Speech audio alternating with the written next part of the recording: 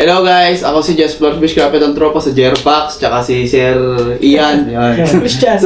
Christian. Bibigyan niya ako ng feedback about dun sa, siya lang magsasabi na yun. So yung context nitong, itong feedback niya, simple lang. Nung huling punta kasi yung tropa rito, nagpabasa sa akin. Nakita ko kasi ito nga pala yan, naman na din. Nung nakita ko kasi sa'yo doon, 2 to 3 years ka pa talaga bago magka-baby. Ngayon, kaya siya nakaupo dyan ngayon dito sa sopa na ito. Yung feedback niya kasi, congratulations! Hindi, kaya ako nagpunta dito. Siyempre, gusto ko lang pasalamat pare sa'yo. Kasi noon, siyempre, kami ni Mrs. Tagal kami nagtatry pare. Try, tapos walang nangyayari. Tapos, nung nagpunta kami dito, nagpatulong ako sa'yo. Nasahan mo ako ng mga cards mo na Ang sabi mo sa akin noon, pare magkakaanak ka next year.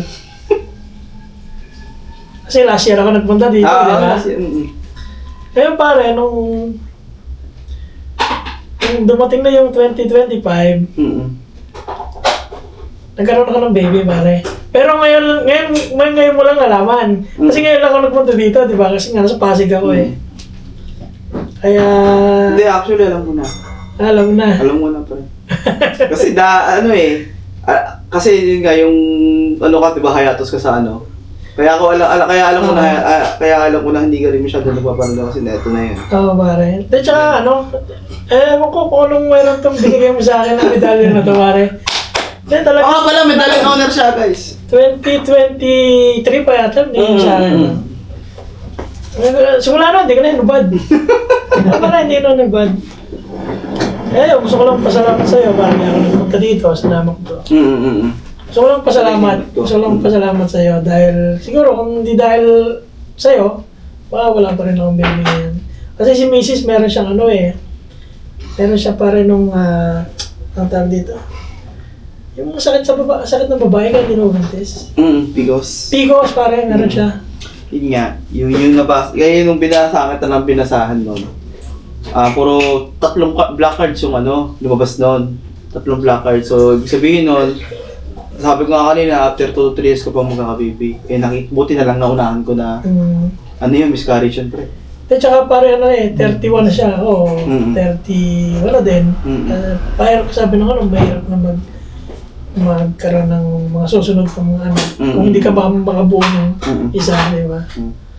Ayun, awa ng Diyos, nakaroon naman ng isa, pare. Kaya nga, kung matatandaan mo, nung huling punta mo rito, hindi ba alam bago ka pumunta dito bago ka mo pinainom pa kayo ng tubig.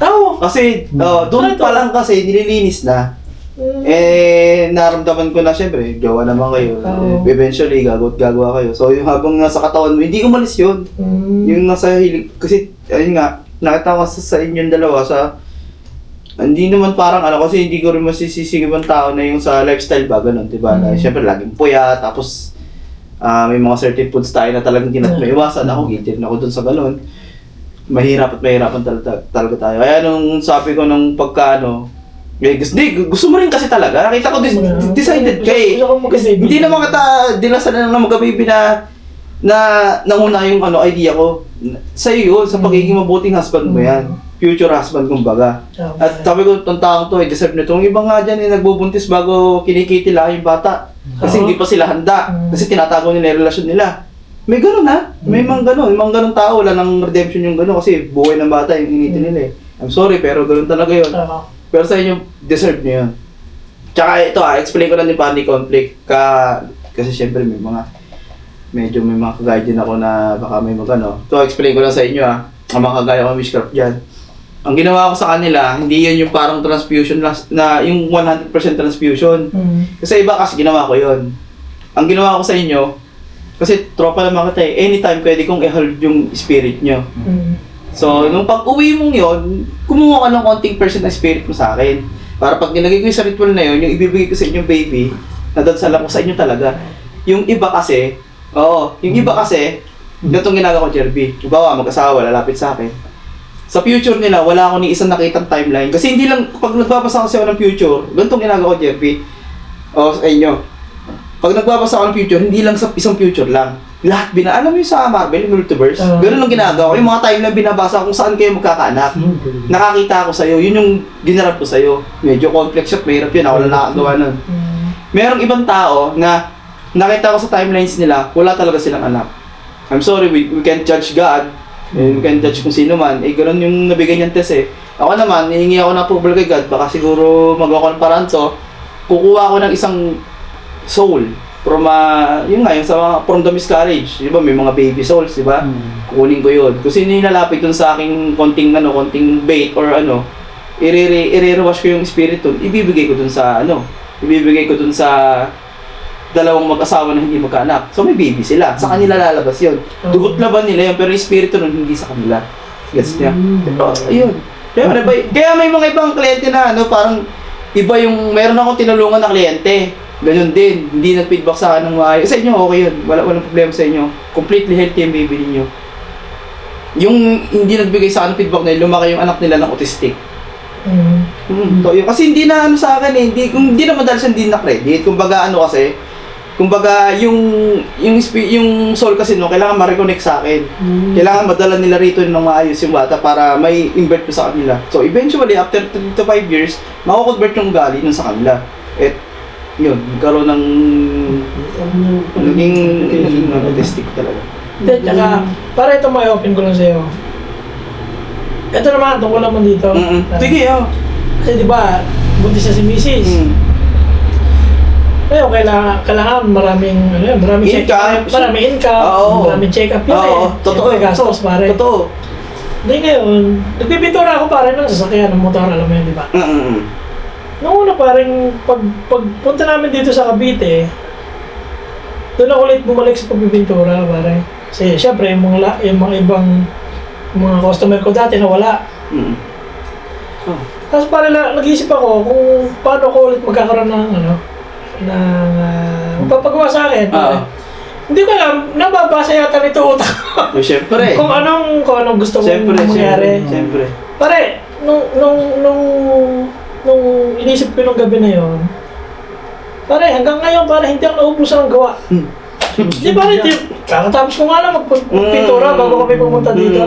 Hanggang ngayon, napakarami kong gawa, pare. Sabi ko siguro sa pagbe-bless mo, pare, the best. sa pagbe-bless mo dun sa mga medalyo ng iba, nadadamay at Hindi na mga tao nalimutan.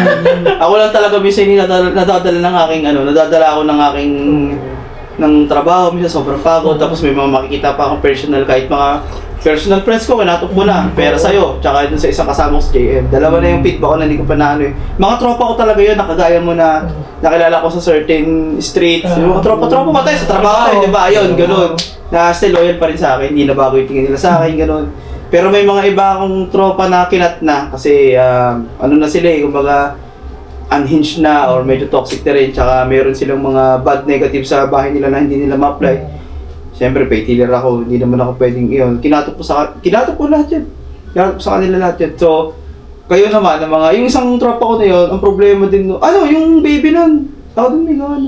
Yung nakaraan. Hindi ko pa na-feedback. Siguro tong feedback mo, mga ilang linggo or months pa dumating.